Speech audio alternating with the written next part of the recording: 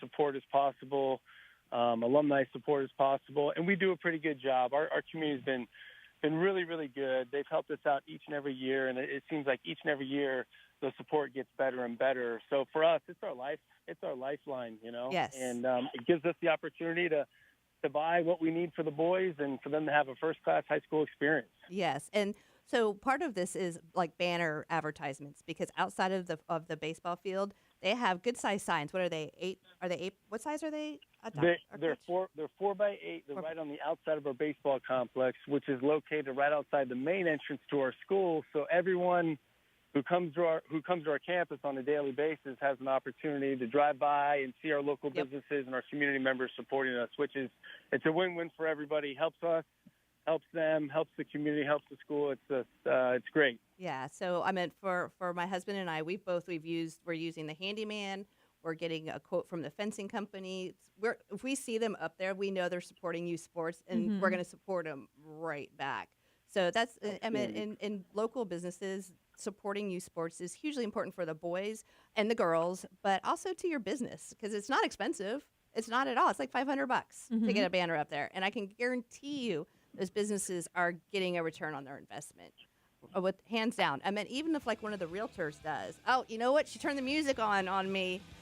Well, Coach Bradley, thank you so much for calling in today. And like I said, I'm going to be there on Tuesday and Wednesday, because I know we're going to make it till Wednesday. So thanks again for calling in, and go Bears. Go Bears. Go Bears. Thank you so much for the support. Truly appreciate all you guys. All right. Thank you. All right, have a great day. Bye-bye. You're listening to Bad Radio on News Radio, WFLA Orlando. Can I talk yet? Yeah. Yes. You may talk. I get in trouble because I'll start to talk before we're actually at break. So, all right. So I know you guys didn't say too much that time, but that's kind of the way that it rolls. Sure. That's like. I didn't know if it was appropriate for me to chime in on that conversation. Oh, yeah. Oh, okay. Oh, yeah. I didn't know. That's why, you guys are totally allowed to, So that's called premature vocabulation.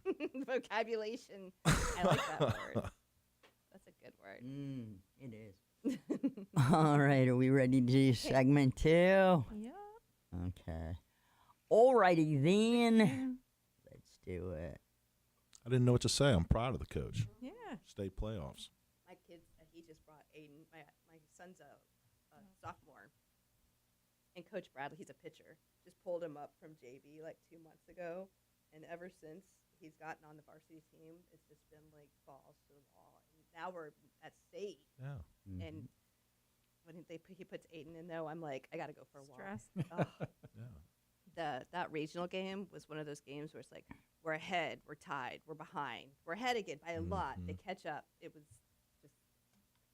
Just a a nightmare. roller coaster. Yeah. All right, stand by on the set, please. Welcome back to Bad Radio, brought to you by Premier Couple Superstore, because a couple that plays together stays together. Welcome back to Bad Radio. This portion of Bad Radio is brought to you by Premier Couple Superstore. If you're ready for a girls' night out, then check out their huge selection of lingerie, shoes, toys, games, love oils, clubwear, and so much more. And we're not going to pay those high prices because we're going directly to the source. 5009 South OPT, or shop online at premiercouples.net, because a couple that plays together stays together. All right, so we are back with the gentleman from Claim Pay. So we have got Paul Soberon and Al Dodd. So welcome back again. Thank you. Thank you. I had to warn them, though. I was like, our first 2 sponsor reads are like a CBD company, and it's a Premier Couple Superstore. You're going to be let in by an adult store. All right, so before we went to break, I got a chance to kind of talk a little bit about what Claim Pay does. So I want to kind of backtrack a little bit, and so I know that we talked about it on break, but Paul, I wanted to get a little bit of background on Claim Pay. There's like this thing right in my face. I know. So hang on. I know I'm not allowed to moving things. Okay, sorry. All right. I'm just going to look at you through the thing here. Look at it, one eye at each other. Okay. So yeah, I mean, how did it get started? So ClaimPay got started by identifying the need first with the contractors. A lot of them had very good book of business, but they were a receivable rich, cash poor. So they were living almost paycheck by paycheck, and that paycheck was in fact coming from the insurance company, and it wasn't coming on a predictable or reliable basis. Right. Instead, it was coming one check here. Let me rip open that envelope, deposit it. I have to pay my suppliers as quickly as possible. They were running into a lot of issues, but when you looked at their accounts receivable, we saw that they had massive balances from very good creditors, because the one thing insurance companies are, they're regulated. And when you're regulated, just like banks, you're required to have certain capital requirements. So we know that check is good. When you're going to cash it, it's as good as it possibly can get. Whereas when you're dealing with a property owner, for example, and you cash a check, you have to be very worried that if you go past 30 days, you don't know if there's going to be actual balances to draw upon when that check gets cashed. Okay. So whenever we started working with them, we realized the reason that they had these accounts receivable outstanding was because they were doing work at no direct cost to the property owner. They were charging the insurance company directly. And as a result, their cash flow was stuck to the payment patterns of the insurance companies. And what do those payment patterns look like? Are we talking 30 days, 90 days, 2 years? So on average, it can take anywhere between 180 days to a year and a half. So that period of time is very difficult to manage. In particular, the part that becomes most difficult is that they're sporadic. There's no rhyme or reason when that check actually arrives.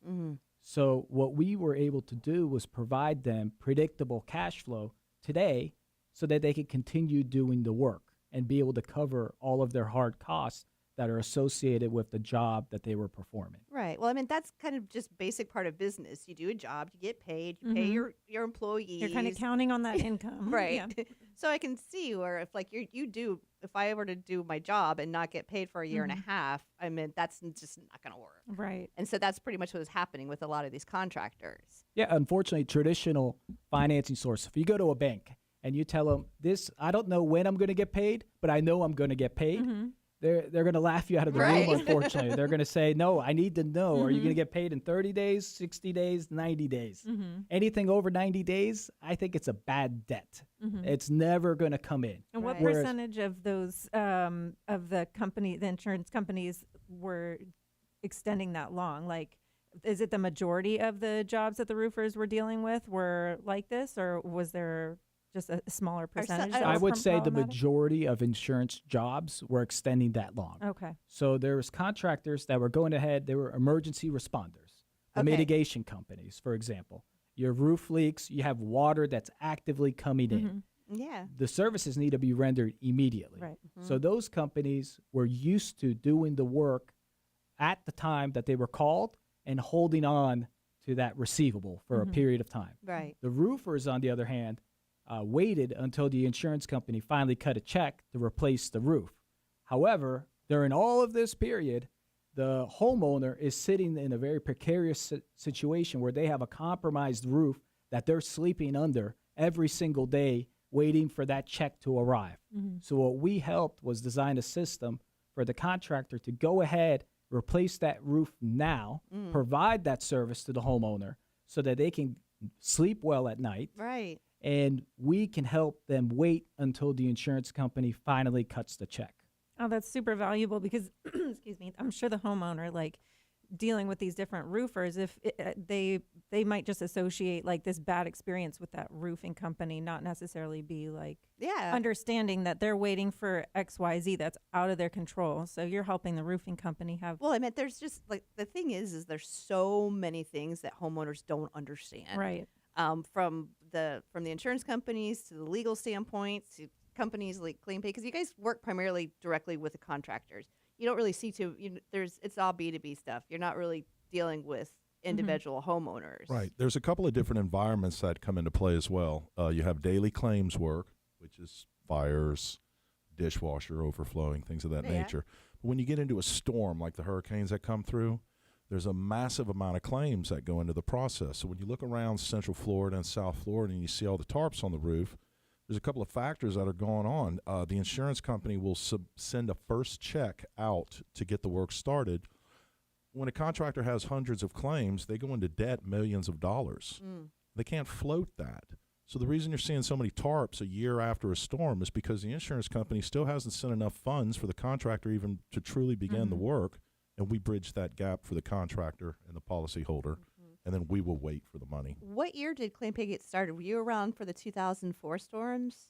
So the predecessor of ClaimPay has been operating since 2016, but ClaimPay itself, the way it's formed today with institutional backing, began in business at the beginning of 2021.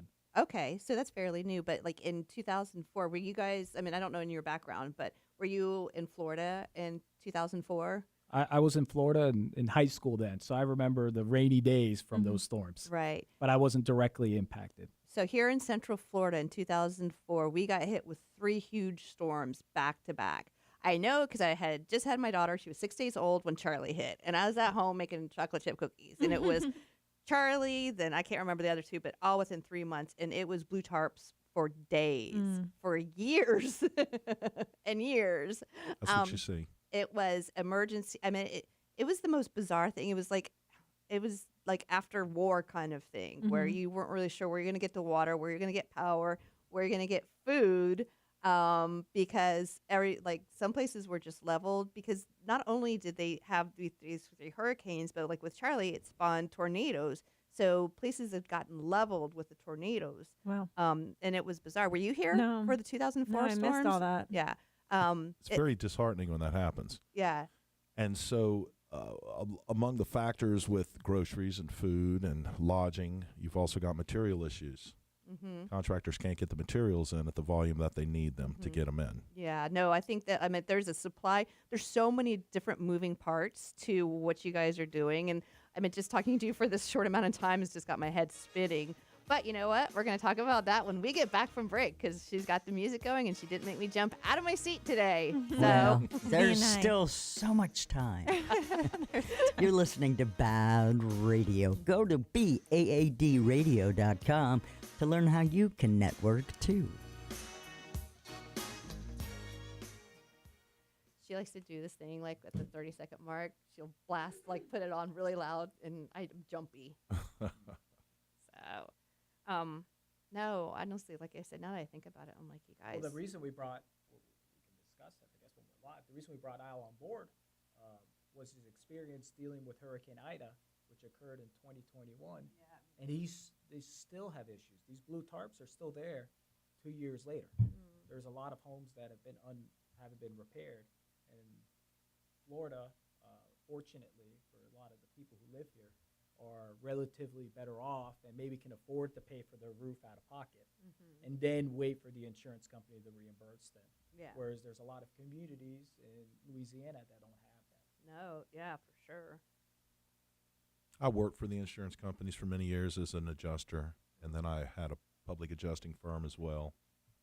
And I experienced it on all ends from that aspect of it. That you have. And so now it's good to be a part of the solution.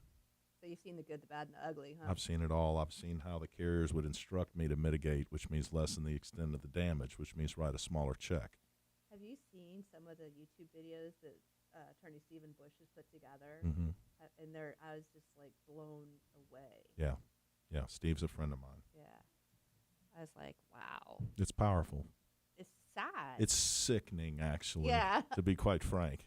Well, it's criminal. Imagine if you're going through a medical procedure and the doctor tells you, I don't think we need to do this x-ray. We don't need to do this MRI because I don't want to pay for the surgery. Do you mind if we talk about that on the air? I just, like I said, I don't. Yeah.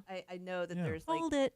Yeah. Well, it's lots of times, it's like I don't understand everything inside and out, so I just want to make sure that everything has got a very good light on it. Yeah. That all right, ready when you are. Oh, okay. Oh, stop. Welcome back to Bad Radio, brought to you by Premier Couple Superstore, because a couple that plays together stays together. Welcome back to Bad Radio, and this portion of the show is brought to you by Forge IT Consulting, providing a fully outsourced IT department with a personal touch for small businesses. No company is too small. forgeitconsulting.com. So welcome back again, and we are here with Paul Soberon and Al Dodd with Claim Pay. So before the break, we were talking about many different things of what Claim Pay does, and so we brought up like the hurricanes from 2004, and because as I don't know, I know a lot of our listening audience is going to remember that, but what I was curious about is some of the companies that you guys work with. Now, I'm understanding the contractors, I'm understanding the roofers, and I'm understanding the remediation companies. But what about the first responders? What about the tree companies that come out and clean up? Is that stuff covered by insurance as well? So the short answer is yes. There's supplemental coverages for debris removal, which means under the insurance policy, they're going to pay up and beyond what your coverages are for the debris removal. Whereas most people don't know that. And when you see, the common person sees a tree removal is only covered for $2,500, $5,000, you got 8 trees knocked over, you're never going to find a quote that's going to be covered by that. Right. But little do most people don't realize that that's actually in addition to your coverages. Yeah. So you actually buy that supplemental coverage. Okay. So a lot of folks don't realize that debris removal is covered for the most part. Okay, so you work with I guess the best thing to do right now is to kind of give me a laundry list of the different types of contractors that you work with or companies that you work with. Yeah, so we work with tree removal services. Okay. So that would be a good referral source for you? It's a very good start to the claim. Okay. Because they're the first responders. So they're the ones on the ground that identify at ground zero, basically, because the first thing you want to do as a homeowner is remove that obstruction that's on your home, which can be quite dangerous if it fell on the home.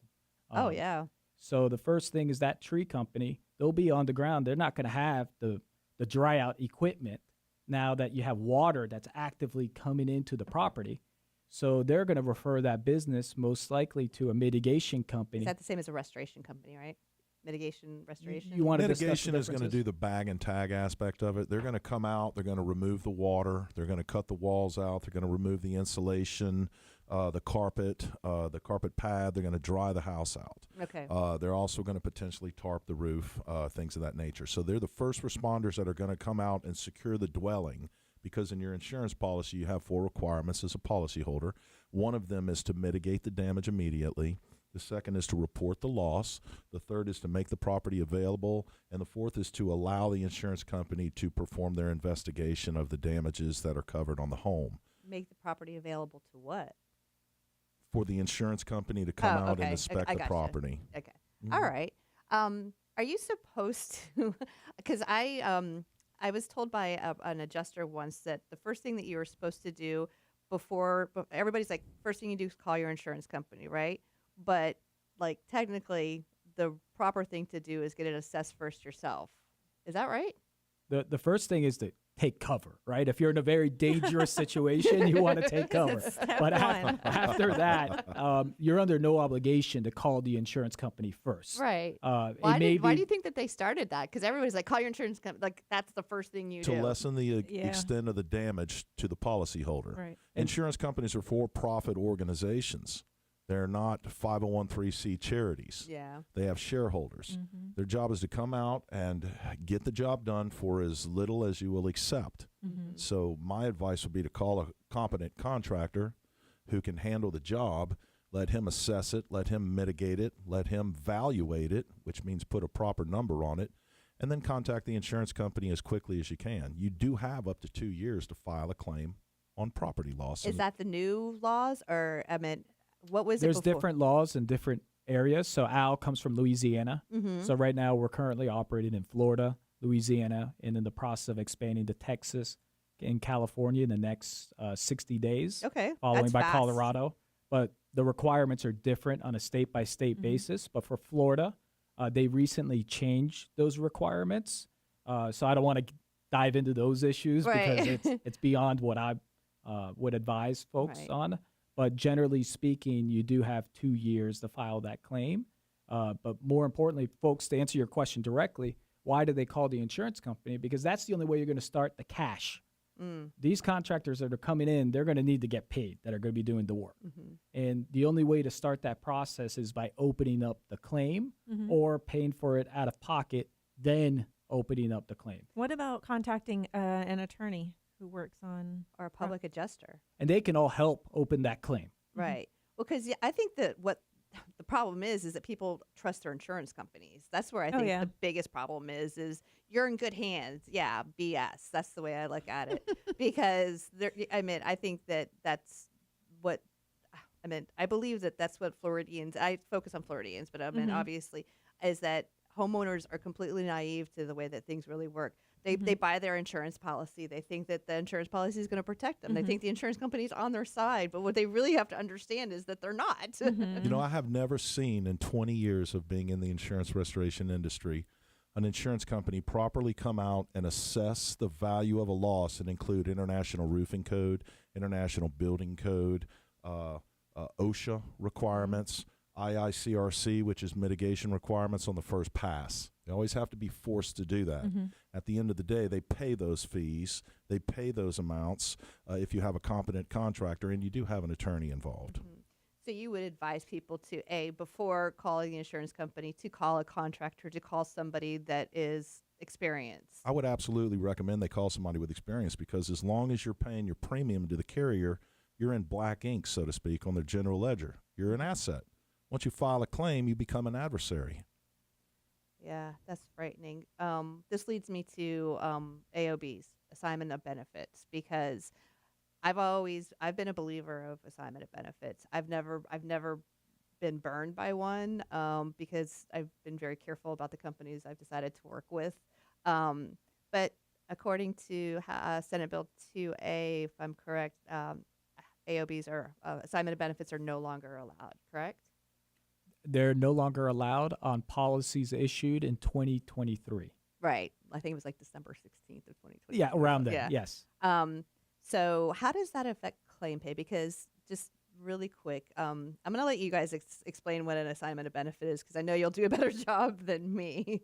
So which one you guys want to have that go? I can explain. Okay. So assignment of benefit is actually an instrument that's used across the United States. It's widely accepted, and most folks come across assignment of benefits when they go to CVS and they get their prescription filled.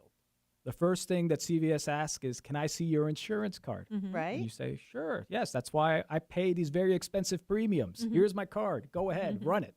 And they run it to verify that you have coverage. Once they identify you have coverage, they'll go ahead and fill your prescription, and they're only going to charge you your copay or deductible. Right. And that's the amount that you pay out of pocket for that prescription. Even the back of your card says, if for this type of drug, you're going to pay, your maximum you're ever going to pay is $25, $50, $75, whatever the case may be. So that what you're allowing that pharmacy to do when you sign this paperwork is to go ahead and bill your insurance company. Now, if it comes back, which it happens less than 1% of the time, that for whatever reason, whoever rang up your insurance card, they got it wrong and they didn't verify the coverage correctly. At that point in time, CVS may be calling you back and saying, hey, I got declined. Yeah. Do you have another card? And then you realize, oh, shoot, I gave you the one from last year. Actually, I want to continue this conversation. So I'm very interested in this, the way that you're putting this in regards to the explanation. So you guys stay tuned. When we get back, we're going to continue our conversation about assignment of benefits. So stay tuned. I'm going to stay tuned, too. Sounds very exciting. Won't you meet me there? Actually, I really do like what you're saying, because it makes, like, the way that you're saying it makes a lot of sense. It's like talking to a couple actuaries, right? It's about as exciting as talking to a death benefits advisor. I think it's fascinating, to be honest it's very with important information. Usually you learn it after you've had a terrible experience. I know. No, it's true. I mean, the people that pay attention to the show are the people, the kind of comments that I get is that this has been very informative. I've learned a lot. You know what I mean? Things like that. So. I'd like to talk on that. We've funded 75,000 claims. We have over 200 contractors that operate in Florida that utilize our services. We fund about $3 million a week. We could touch on that. Yeah, definitely. I do want to finish this conversation. We'll finish it because it's important. The That's law a very changed. good The law analogy. changed in 2019, and they made it pretty good, I thought, in 2019. The contractor doesn't show up to do the work, well, they shouldn't hold on to your assignment of benefit for 3 years. You know, there was a rescission period that was implemented. But now they just went completely on the other side by eliminating it. Yeah, and then like I said, assignment of benefits got such a bad rap, but I don't really know why. I mean, I think it's because Shady out-of-state contractors would come in, and terminology in the industry is they'd come in, they'd do an AOB, and they'd scoop the check and disappear. That's what caused a dent in the AOB perception in the community. Well, 1 out of 1,000. is that what? Because I'm like, did that happen a lot? Very rare, but it does happen. And actually, the insurance companies could care less if they run off with the money. The percentage of contractors that actually see jail time for stealing revenue is very, very low. Can we talk? I want to talk about that too. Sure. Okay. All right. Oh, I'm sorry. Was that for me? Is this segment 4? Yes. Why, yes, it is.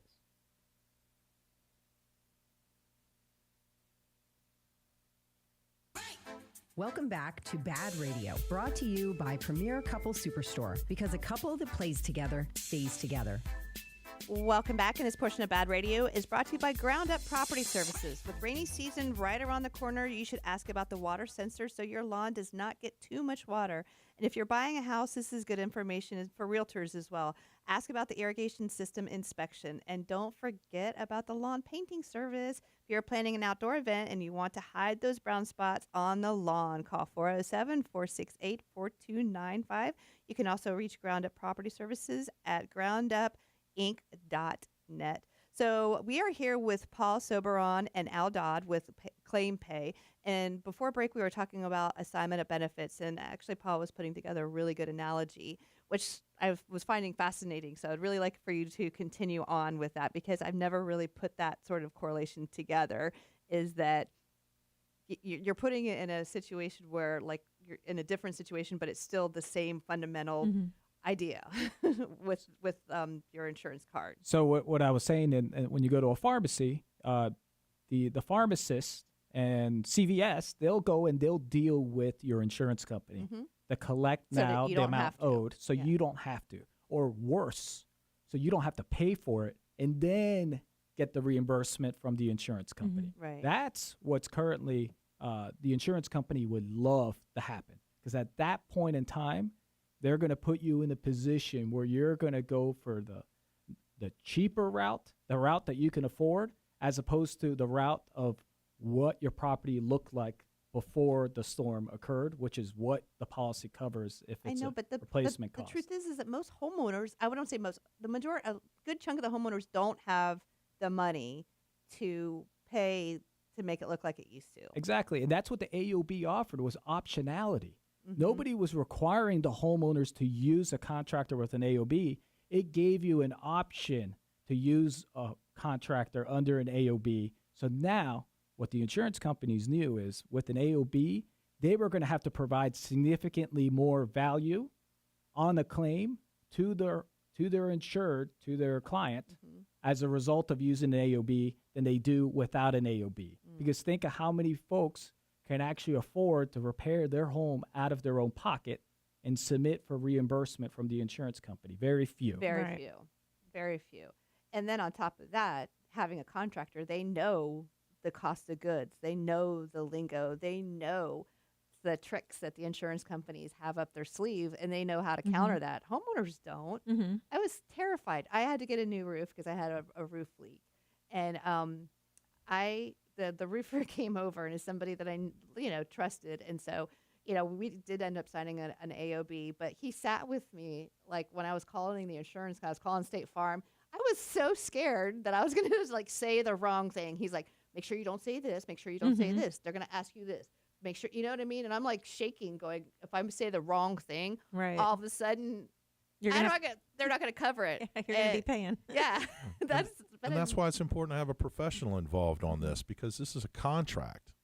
They call it a policy. It's a contract in the state of Florida and state of Louisiana and all over the nation.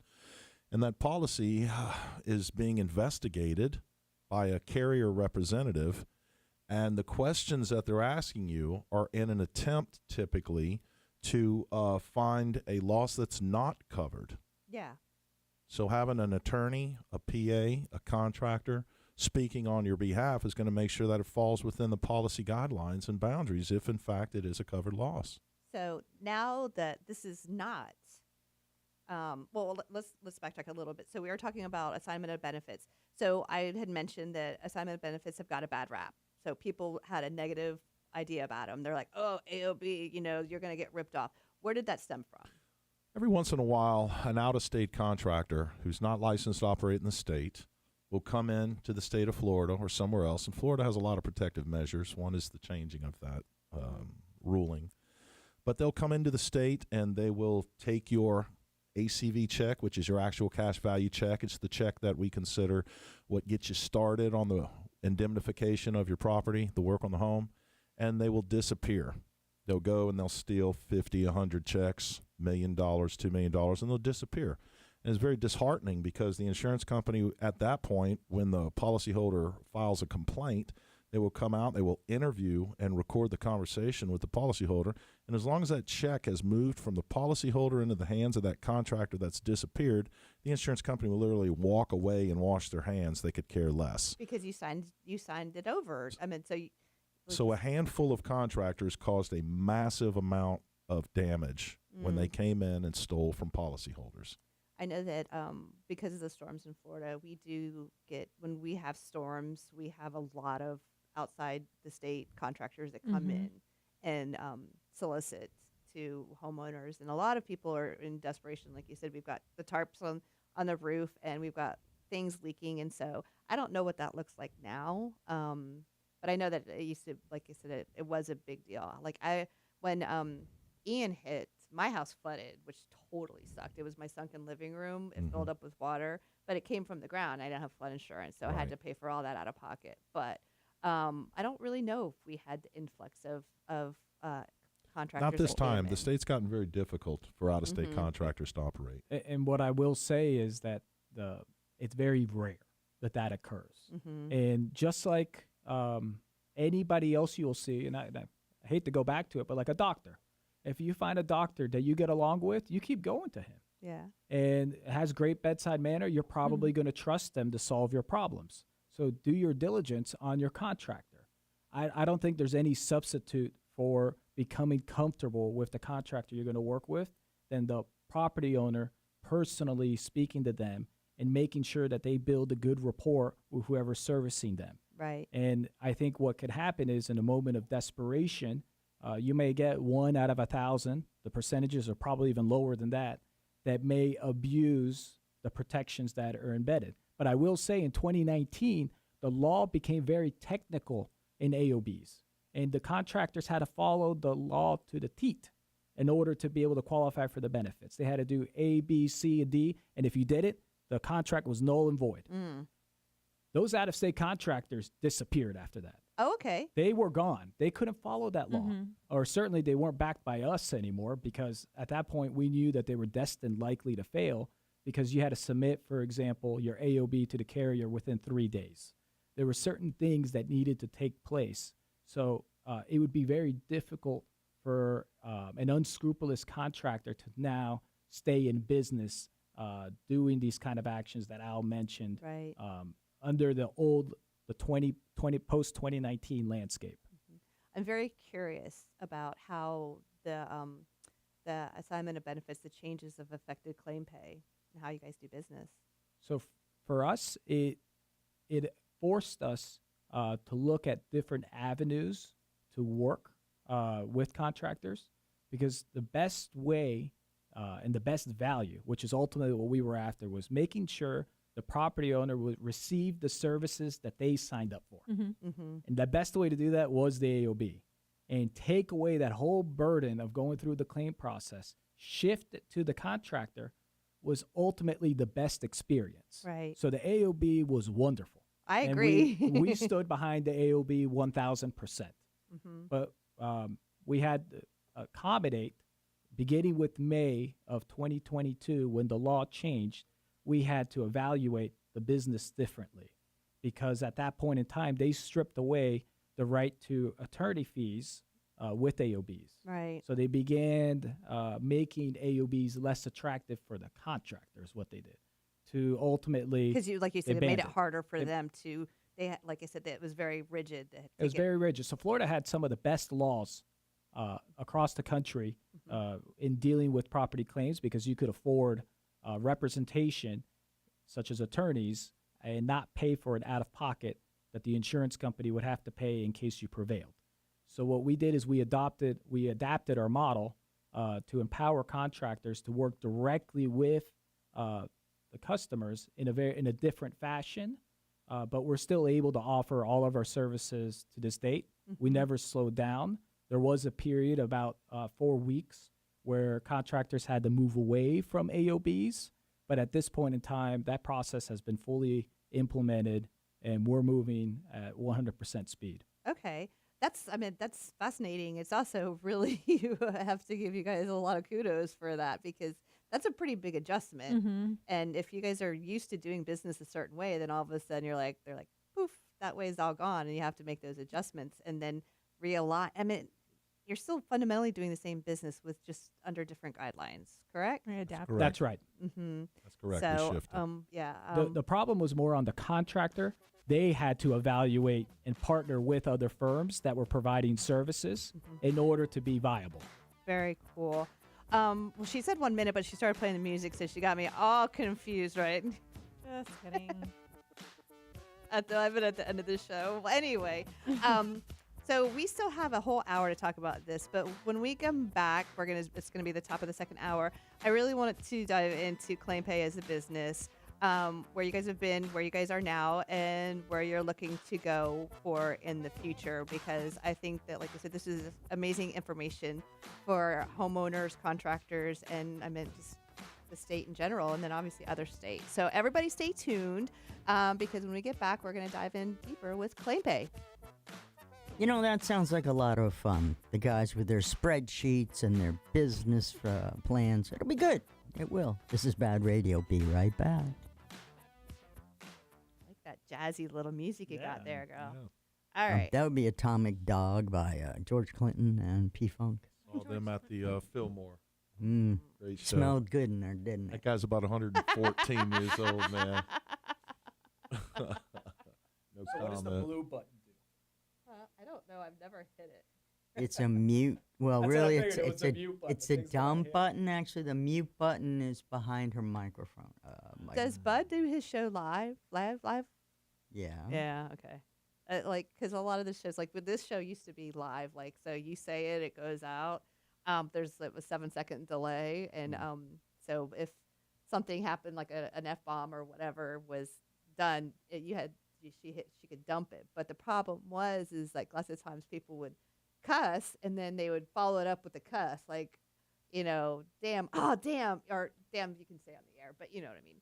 And that second one you couldn't catch because you have to have that 7 seconds to come back. So, all right, we are going to mute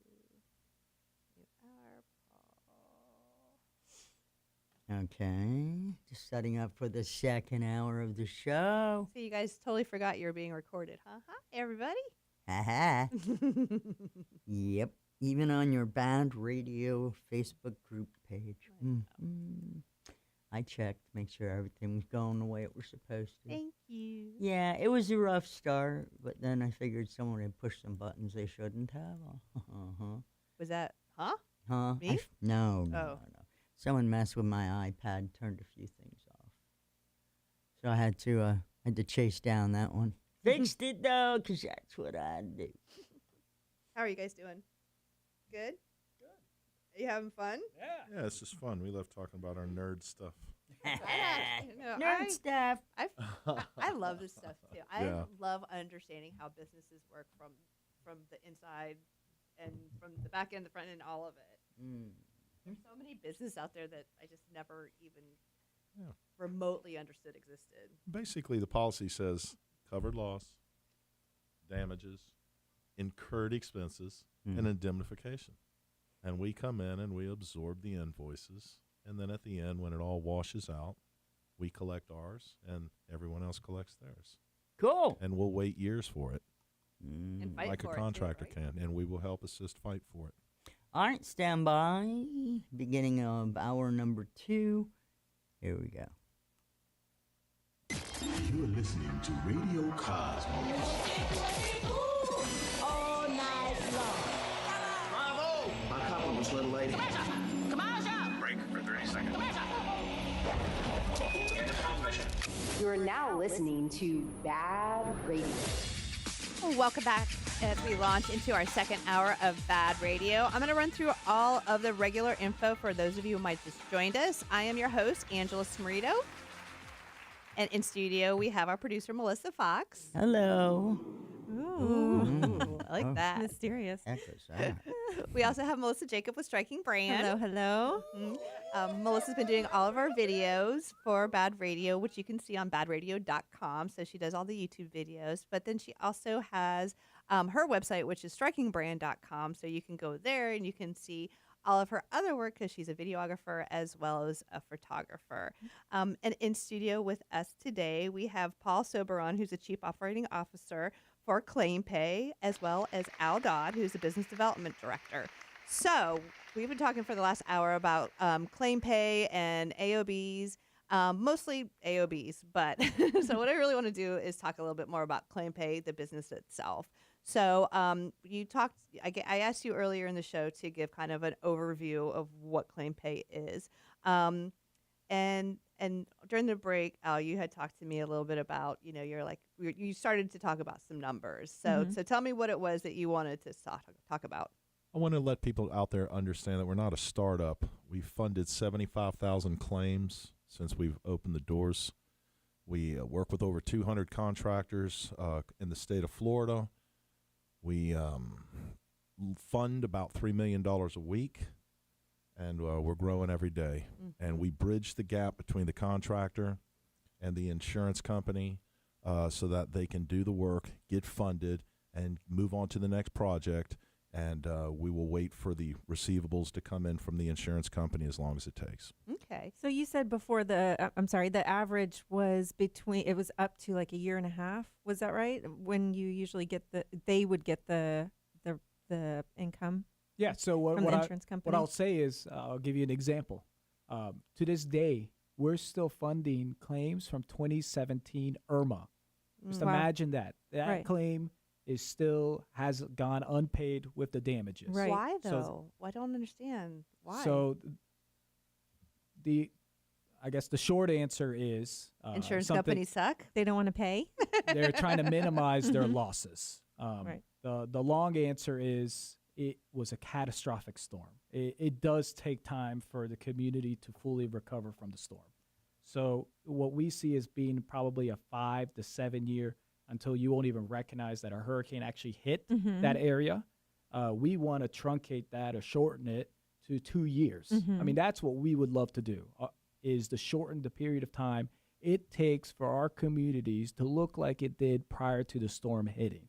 What we're aware is that even though we have close to $1 billion committed to us, that's just a fraction of the damages that were suffered.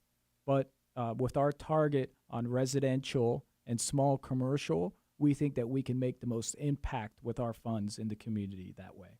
That's a good lead in. So you do primarily work with contractors or work with residential buildings versus you said Absolutely. small commercial. Actually, we fund in Louisiana, we're funding FEMA claims, National Flood Insurance Program claims, municipal and civil claims. So wait. So you said FEMA claims. So you're working with FEMA to explain to me that. Well, when a governmental facility sits with FEMA and discusses the damage of their property, FEMA will come up with an obligation to a dollar amount. A dollar amount's going to take years for them to actually deliver on their obligation. We'll step in and we'll fund these projects millions of dollars so that the contractors can get the work done and move on, and then we'll wait on the obligation from FEMA. Really? Correct. That's very interesting. We understand that insurance money is good. We understand that government money and FEMA money is good as well. Yeah, So but that takes a long FEMA, time. you can think of it as insurance of last resort almost. Mhm. It's the gap insurance. So it's Mhm. for those after you've exhausted your wind coverage, your flood coverage, you then have the possibility of applying for government assistance. Mhm. And the government assistance is predicated upon finding contractors that can float the cost of the job and submit the invoice for reimbursement. What happens is a lot of smaller contractors don't have the They don't. capability Yeah. from a cash perspective to be able to float that, in addition to the other work that they do that keeps the lights on. Mhm. So that's where we can make a big impact. And so, how do we get you in front of those? I mean, like you said, what are some of the things that you do to grow claim pay? Your role is to all grow. you have. Yeah, my role is to grow. Mhm. All you have to do if you're a policyholder and you fall within the guidelines that we're speaking about is just go to claimpay.net. Mhm. Contact us at claimpay.net, and Paul or I will reach out to you, or one of our team members, and we'll get the ball rolling for you. We'll even align you with contractors that we understand are quality contractors that have gone through a rigorous background check to be a part of our process. So if all hope is lost, if you feel you've had an unfair denial, if you think the claim's been underpaid, reach out. Have your contractor reach out to us. And just begin Really? a conversation. That's simple. Claimpay.net. So, okay, so right now you're talking to me like you're talking to a homeowner. Mhm. That's something that you guys are interested in. Homeowners and commercial properties. So what we would suggest is first, our core product is business to business. Mhm. Yes. And what we would suggest is contractors, whenever you find a property that has damage, think in your head there's more than one avenue for me to be able to fix this home. Mhm. Start asking the questions. When did you notice this damage occurred? And it may be that it's attributable to a storm that happened recently. And as a result, if the property owner has insurance, insurance should cover it. And the Right. fact that the what's now a policyholder or the insured doesn't have the cash to pay you today in order to get the property fixed, there are other options, which is when they would contact us. Or if you're a contractor that's already doing insurance work, but you're focused on residential, it may be very possible that you come across claims that you pass up because they're just too big. You can't handle a commercial project.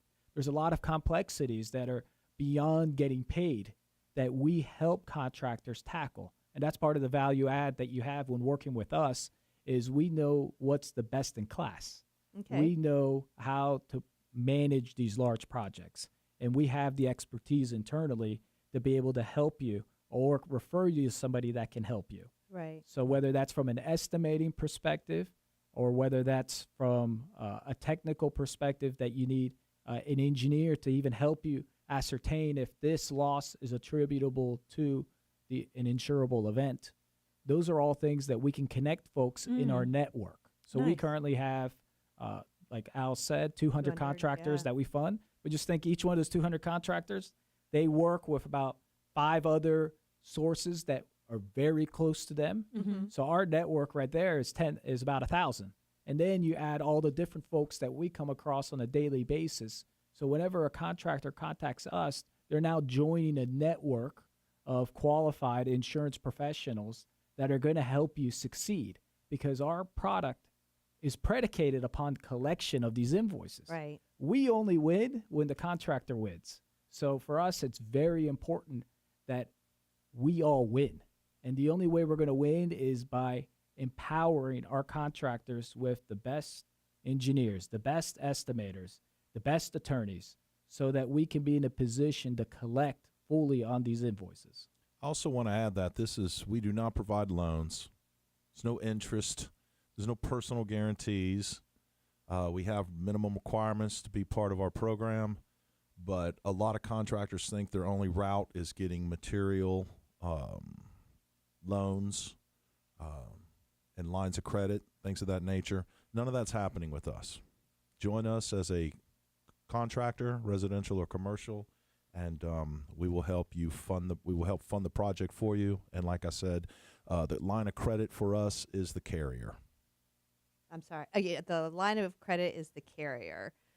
I want to figure out more what that means. If it's an insurance claim, right. we trust the insurance company is going to pay Because they have to. because they have to. Right. Okay. Well, I want to walk through a whole scenario when we get back because, I mean, I understand everything that you guys are saying, but I'm really curious what it looks like from a contractor's point of view. So stay tuned. When we get back, we're going to have more with Claim Pay. You're listening to Bad Radio. Want a network? Go to BaaDRadio.com. Cool. No, that's really good. That was a good segment. Are you liking this? Yeah. It's really interesting, Yeah. isn't it? Yeah, learning a lot. This is so far from what I do day to day. So. Quickly, once we get this started, I have to go let a glass man in and show him where he's got to go, and then I'll be back. Okay. Less We're going to than miss you. I'm going to miss this too, but you know me, they got me multitasking. Melissa has her own show, too. Yeah. It's on Saturdays or Sundays? It's all over on everywhere from Thursday night all the way through the wee hours of Sunday morning. You're more popular than I am. Stop. It's a I've been doing this since 1981, darling. I have not. Yeah.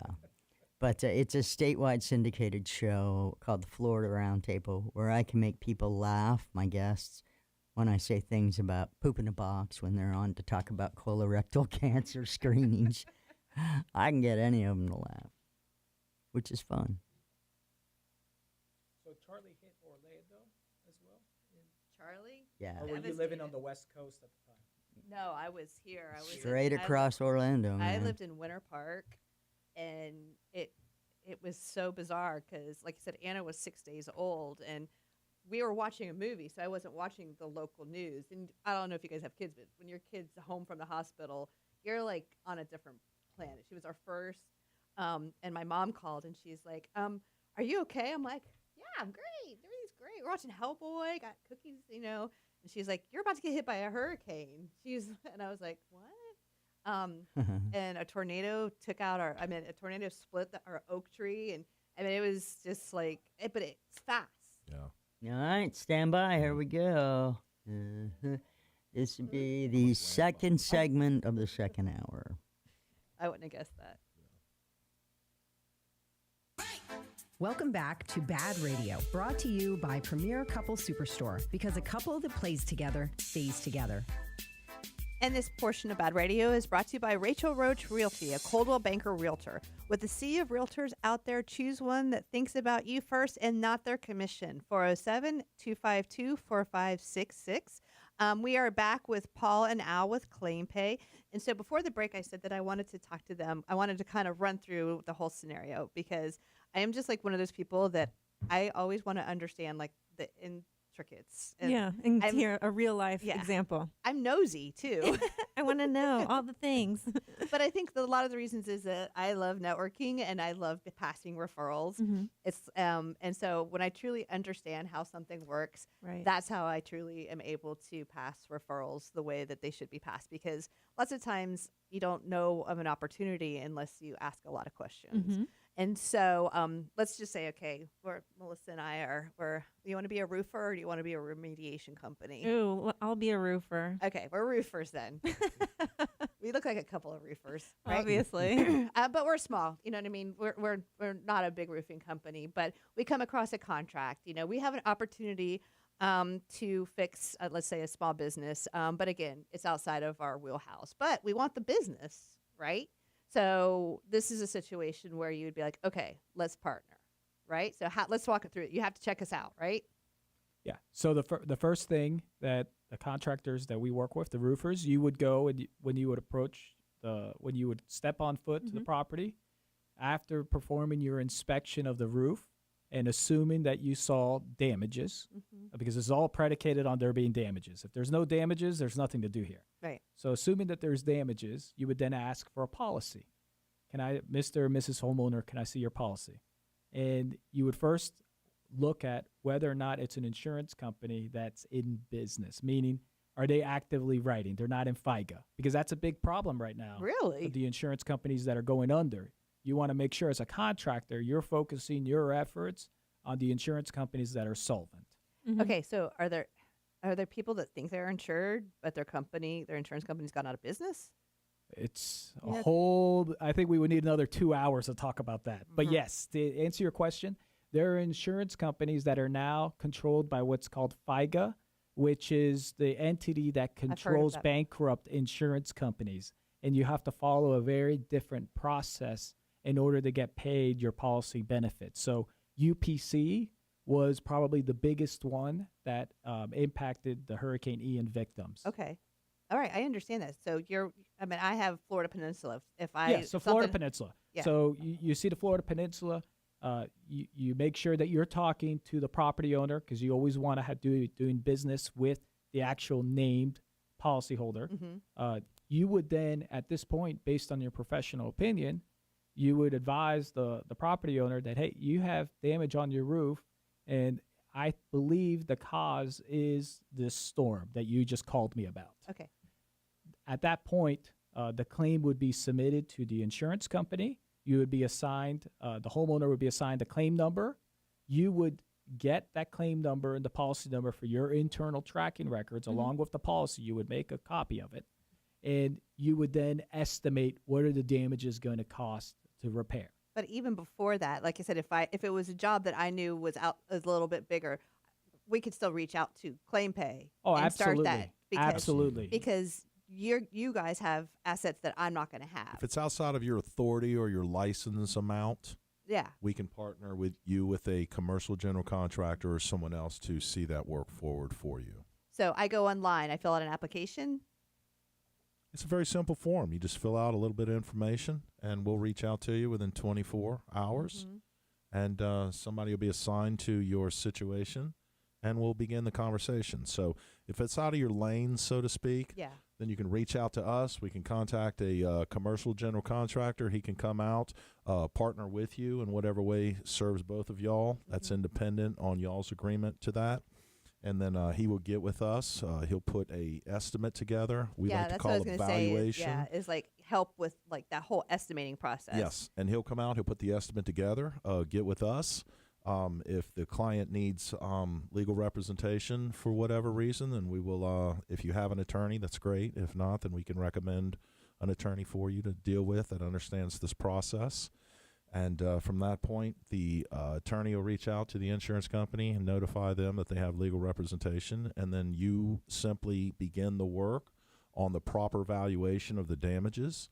And as that contractor is submitting invoices to us for incurred expenses, we will reimburse their invoices, typically in 72 hours or not. Really? Yes. That's really quick. So what we'll do is we have our own underwriters. We'll review the same documentation that the contractor collected on the front end, which was the policy, the claim, the policy number, and the estimate.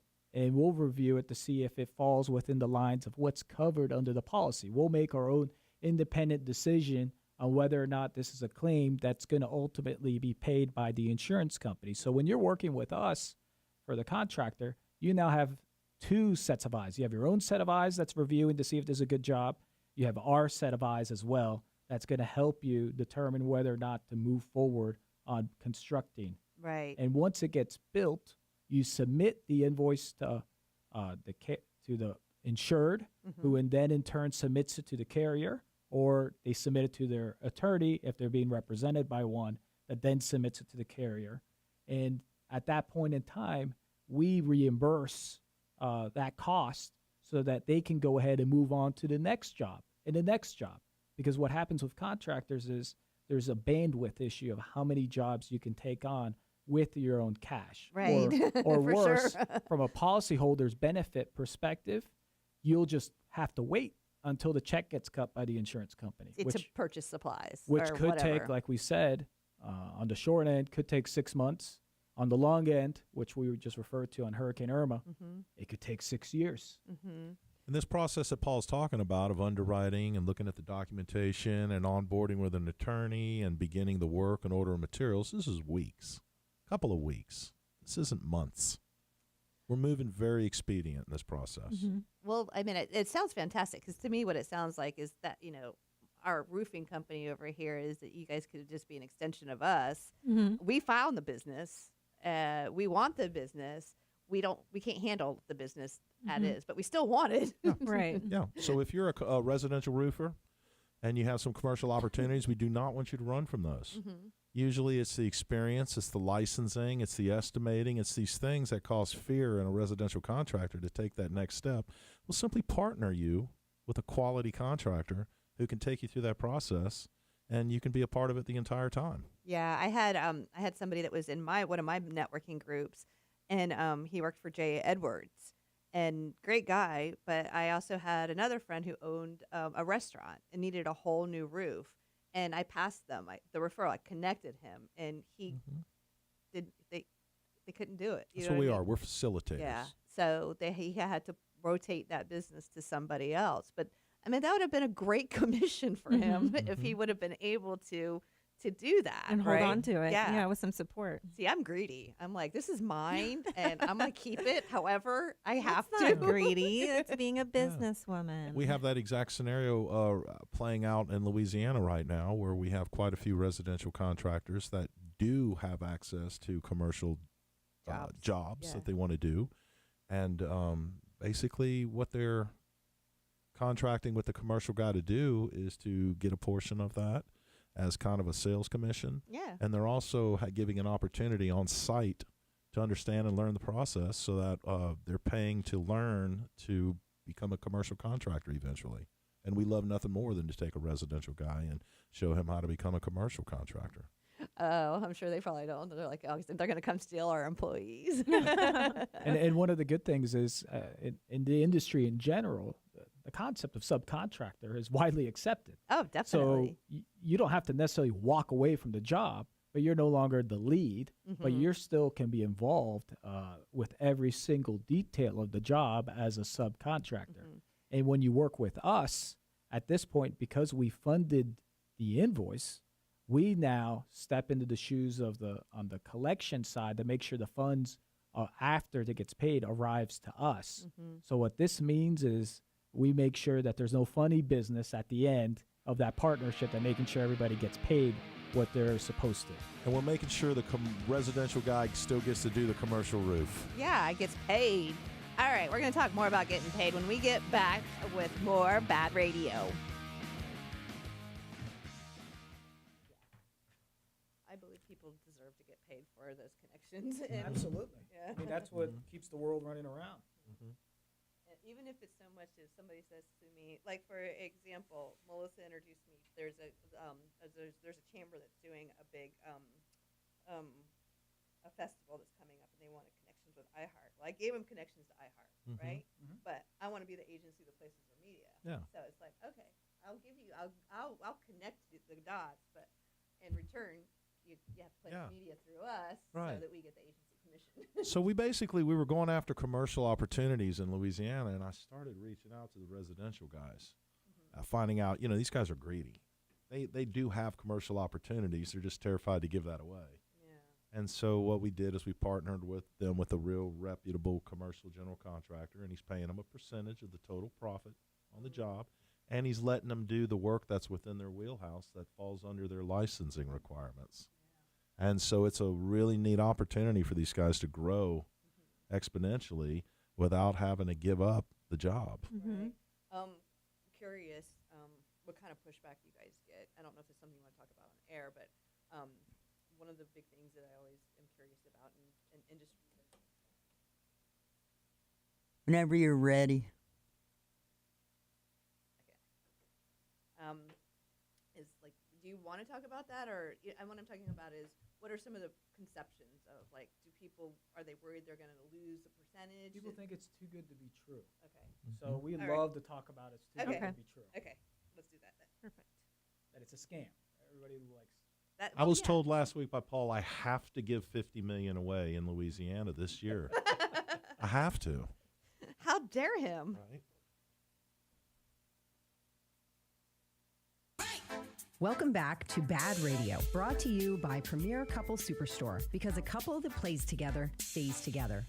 And welcome back to Bad Radio. This portion of the show is brought to you by Liberty Property Inspections. Your home is one of your most important investments, so don't trust it to just anyone. LibertyPropertyInspections.net, helping you protect your investment. That's another one too. Do you guys work with inspection companies? I'm trying to connect the dots. Our contractors work with inspection companies. That's a very good source of referrals. Oh, okay, that's excellent. I'm trying to I put together graphs in my head, like connect the dots as far as who all overlaps. Because there's because Melissa's in a BNI group as well, but they call them like spheres, networking spheres or power spheres, and that's like who's connected to who that's going to be a referral source for this person. So for you guys, it's like the contractors, the roofers. Now I just realized and home inspectors as well. What are some of the other that we might not just think of? How about HVAC? Yeah, HVAC guys are a great resource. Warranty maintenance contractors are a good resource. Home inspectors, public adjusters, attorneys. Plumbers? Plumbers, absolutely. Plumbers, you get a call, dishwasher overflows, you want to fix the dishwasher.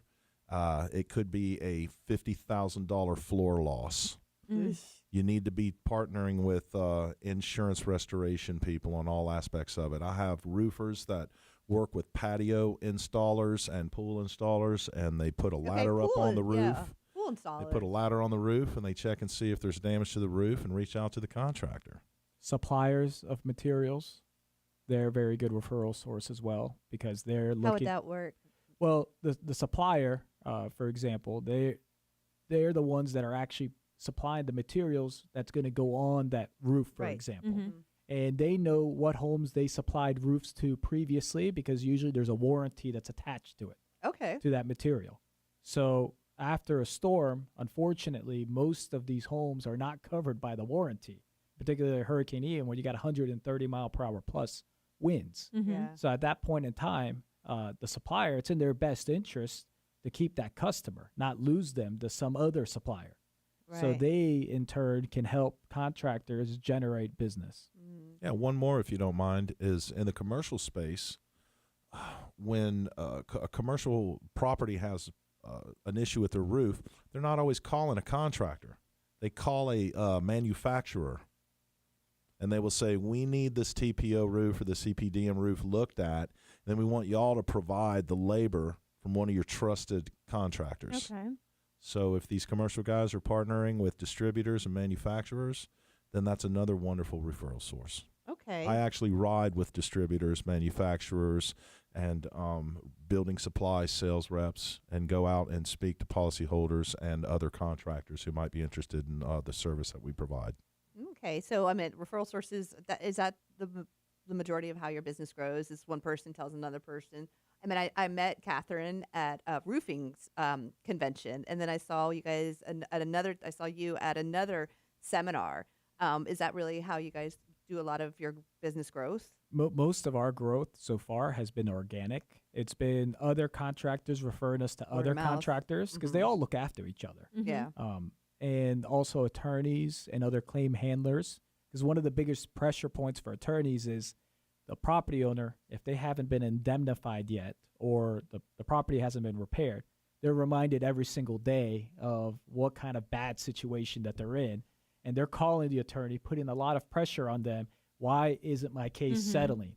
Well, don't you want it to be like it was before, or do you want me to call the insurance company right now and get a lowball settlement? Yeah. So that's where we can come in to empower a contractor to do the work and alleviate that pressure of settlement. Right. So we talked about this on break too. What are some of the, because it does sound too good to be true. That's one of the things you're talking about. It sounds too good to be true. Is that what a lot of people think, or that it's like some sort of scam? Yeah, a lot of people, just from the very nature of contractors, right? They're not the ones with the best reputation. No. They're not your accountant. They're not your doctor. They're not the folks that a lot of people know horror stories. But the way that our funding program works is we only fund after the work is completed. The cost has been incurred. So, in fact, there are certain barriers that they have to overcome in order to qualify for our funding. So the only way a contractor gets funded is if they deliver on their service. Okay. So that's the first step. There's no way that you're going to pay them and they're going to haul. There's almost minimal risk that occurs. And secondly, we don't do one-offs, meaning whenever we invest time with a contractor to onboard them with us, the expectation is that the relationship is going to be reciprocal. You're now going to push the business to us as well, and we're going to become partners. Right. So that alleviates a lot of these scenarios where somebody's trying to gain the upper hand. We believe in balanced contracts that keeps folks coming back to us. And then from the property holder's perspective, the proof is going to be in the construction. Would you rather? And lots of times, is a property owner even aware that this relationship? It's all behind the scenes. It's the contractor that's approaching the property owner saying, I'm going to build this. Most property owners, let's say homeowners, they're not going to ask, what does your line of credit look like? They're not going to ask, what's your financing look like? Right. What's your financial structure? They're just going to say, well, I believe him. He's going to deliver. And the proof, again, is going to be when those materials drop and people get to work. Yeah. And like Al mentioned before, within 30 to 45 days, that process should start. So at that point in time, you will see results, and the proof will be in the construction. Okay. And I'd like to add, in Louisiana, it's been a while since Ida. Actually, we're 3 months from the time limit where you cannot file a claim anymore. It's over with. So a lot of times, which storm was that? Ida. it was Ida in Louisiana. Okay. So on that point, we have a lot of contractors that have been sitting on these jobs that don't have the funding to do them for over a year. So there's a little bit of hesitance from the policyholder on these commercial jobs now to say, when the contractor says, oh, hey, we have a magic bullet now, it's called claim pay. We'll gladly go out and meet with this policyholder and explain our process to them to Because they're like, wait. How is this confidence. happening? What's going on here? Is this like, okay. Right. I So get we'll that. sit with the contractor, we'll sit with the attorneys, and we'll explain our part in the process. We're a very hands-on company, and we believe in handshakes and looking people in the eyes. So, because I think that, like, for me, when I first heard of claim pay, I had the perception of that you guys bought the program, or not the program, but the loan, or it's not even the claim, that you purchased the claim, but that's not the case at all. Well, what we do is there's companies out there that'll provide funding once a check arrives. It's a very different scenario, right? At this point, you're dealing with endorsements. You've received a check from the insurance company. You know exactly the amount you're going to collect. We, in turn, provide much more value than that.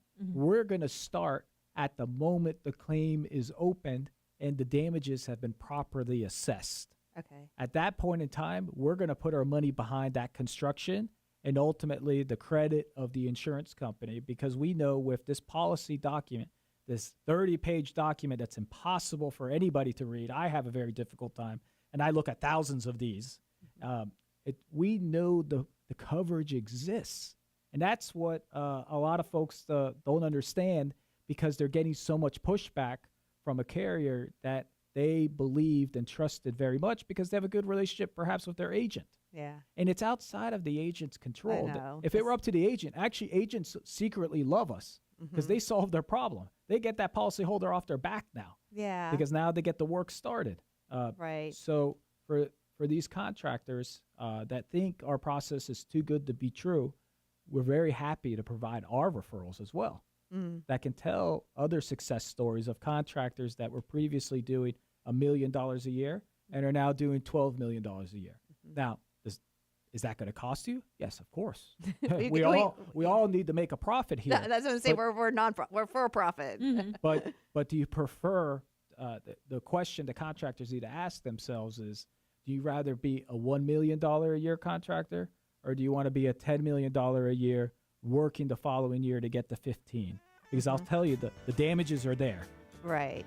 So, all right. Well, I want to continue on this conversation because, like, I like the idea of not being 1 million, but like 15 million. So, all right. So stay tuned. And when we get back, we're going to be talking more with Claim Pay. Are you interested in getting your business information out on the radio? BaaDRadio.com. BAAD radio.com. Check in. Are we really at the last segment Yes, already? ma'am. Jeez. All right. So, you guys, this is our last hurrah. What are some of the things that you want to make sure that we hit? Last thing, There's no job that's too big for us. Okay. There's no job that's too small either, Really? up until the law change. You want to talk about the law change? I don't know. The attorneys are better at talking about the law Yeah. change than me. It's depressing. I like the direction that we're going, and I kind of would rather not. Yeah, I go don't in wanna that depress direction people, For the no. last, Mm-hmm. I like. No matter where you are in the claims process, if it's stalling out, reach out to us and let's see if we can't help with that. I want to just end on a high note and Yeah. the positivities of working with you guys and all that other stuff. I definitely this last segment though I want to talk about your growth and why you decided to do that, and then we're gonna just talk about really important to get your contact information out. Is Catherine's job? She's a sales She's our rep, marketing. right? She's a marketing director. Okay. But I mean, do you have sales reps like me? Like my job is business development. I go out and I get companies that are going to be advertising in the Right. market. So and we Paul's help the them place boots their on the meetings. ground in Florida. I'm the boots on the ground in Louisiana. And we have a beautiful office in South Miami. That's our corporate office. We have one in New Orleans as well. But we have staff inside that will take you from a phone call after we meet with you and walk you through the process. Awesome. All right, let's do it. This goes so Oh, fast. okay. She's a turd, isn't she? Mm-hmm. But we love her. Welcome back to Bad Radio, brought to you by Premier Couple Superstore, because a couple that plays together stays together. I want to give a huge thank you to our sponsor, Bolts Legal. Fear no storm with boltslegal.com. 33 Tanning Spa with locations in Altamont Springs and Longwood. Andrews Law PA, auto accident attorney. AndrewsLawPA.com. And Crazy Muscle Nutrition in Longwood, soon to be Castleberry. It's coming. I know, it's coming. It's coming. I follow him on social media. As like I said though, I just have to make sure I'm like, all right, does he have his clothes on? All right, I can look at it. It's one of our sponsors. He owns a nutrition shop, and he also is competes in like bodybuilding contests, and so he's continuously posting stuff with him like with no clothes on. But I've known him since he's 10 years old, and I'm just like, okay, I can't. I'm like, no, it's not right. But he's just opening a bigger location for his shop, and it's got like a podcast studio in the background, and we're really happy for him. So that's Crazy Muscle Nutrition. Yeah. All right, so we're here with a claim pay, and we're on our last segment. So we talked about a couple. We've talked about it a lot. But what I really want to do right now is talk about your growth and where you guys want to be, or where you're going. Let's just say. So we're a company that has $1 billion behind us, and we're very fortunate that our investors have stood behind us as the laws have changed. Are your investors? Are we talking about like banks? They're institutional investors. So Okay. Think of your local police department. They have their own pension fund. Correct. They, in turn, invest with a pension fund manager who gives us money to manage on their behalf. So we're fiduciaries. So we're very careful, and we follow very strict guidelines when we decide which contractors to partner with. Yeah, you have to be, right? Because basically you're fronting the money, and you So- got to guarantee that money's coming back. So we currently have over 100 employees that sit at our offices in Miami, Texas, Louisiana, and in different states. Right. So we're not just a fly-by-night company. Mm-hmm. We have, we're not, the proof isn't just in the contractors, it's also in our organization. Mm-hmm. We're able to provide contractors. And that's one of the things that I get really excited about is seeing the growth of our contractors. It sounds like you guys have grown very quickly, though. So we started in earnest. Claim Pay is a new venture that was an extension of an existing business. Mm-hmm. Right. The idea was to make it 20 times bigger. Mm-hmm. We're currently at 100 times bigger. I would think so, but based off of the conversation we've had today, but you had a business model to follow, so you kind of knew what to do and what not to do, right? We had to be very disciplined. We had to make sure that we're not taking any shortcuts. It's very easy to put out money. It's very difficult to say, no, this is a bad investment. So we evaluate many, many contractors each day, Mm-hmm. and only a few ultimately are able to work with. Really? But Because the reason I was going to wonder about that. Do you guys have to say no a lot? we unfortunately have to say no, but doesn't mean that that's the end of the conversation with us. We'll empower you whether or not we work together with the right tools. What would be an example of a time you would say no? So a time we would say no would be a contractor, for example, doesn't have the proper licensing. One of the things, the industry is very regulated. A roofer has to have very particular licenses in Florida. That roofer that came from Texas has very different requirements. So if that roofer from Texas, which we would do business with them in Texas, comes to Florida, unfortunately, we can't work with you directly. But we're happy to refer you to be part of the infrastructure with a roofer that does have the right license. Gotcha. So we're Okay. all about making the right connections, and we only grow because we're tied at the hip with our contractors. We own the receivables alongside with them. That would they grow, we grow. Right. And that's been the recipe of our success, is setting up our contractors for success. Right.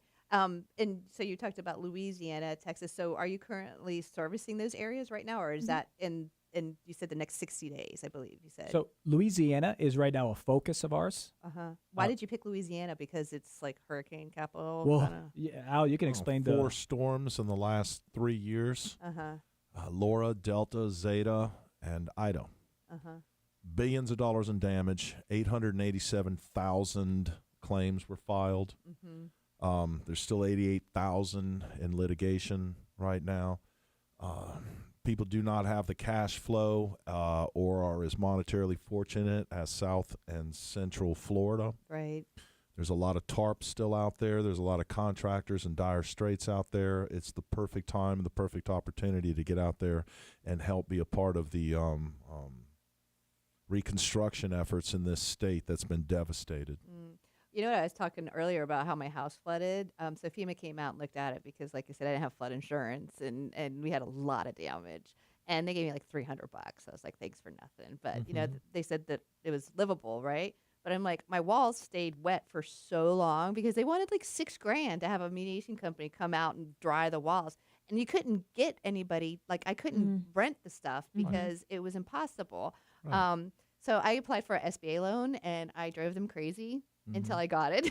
Well, imagine if you had partnered with a competent contractor and a mitigation company that would have taken wet samples and things of that nature, and they would have been able to do soil samples and prove that the water intrusion came from above and not from below.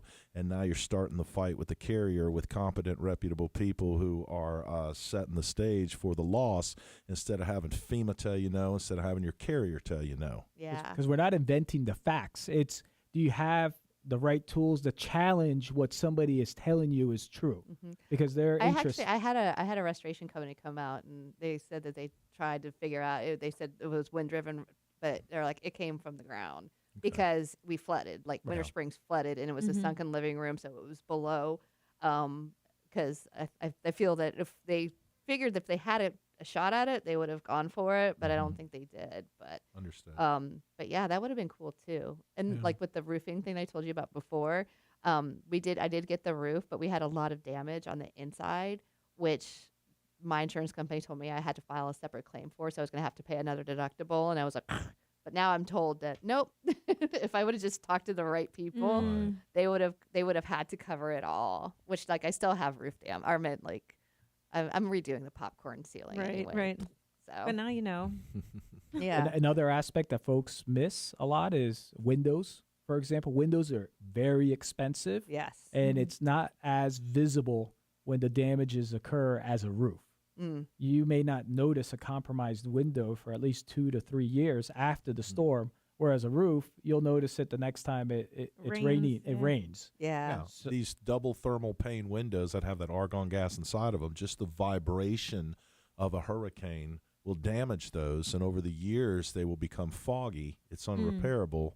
And after that filing period, the carrier's going to call it old damage. Oh, yeah. So it's important to have the proper inspections all the way through, and that's something that we make sure happens when there's a loss. Right.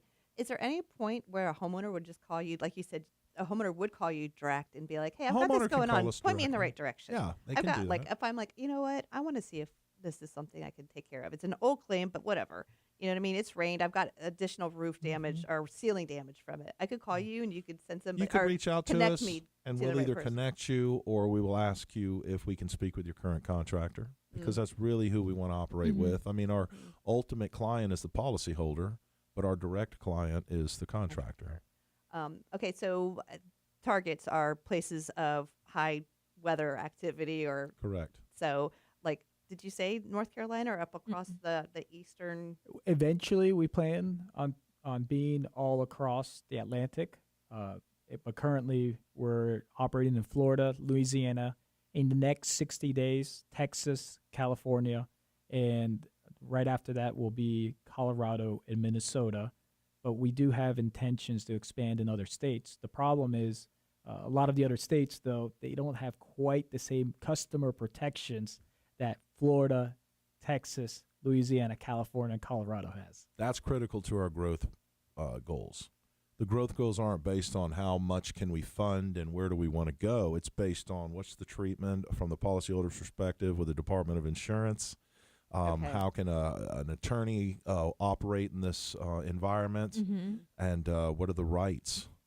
So that's really more paramount to our growth strategy. Gotcha. So that actually does make a lot of sense, and I see a lot of like. Is Louisiana very similar to? Oh, that's the. It is similar to Florida, absolutely. The way that the attorneys can operate is very similar. All right, you guys. Well, thanks for coming in today. So, you guys, this is ClaimPay, and please give everybody the web address again. Hey, reach out at claimpay.net and see how we can help or to begin a conversation. Claimpay.net. Well, thanks for being part of Bad Radio today, and you can get their contact information from me as well, and have a fantastic week. Snuck up on us at that time. All right. I will be over in just a second or two.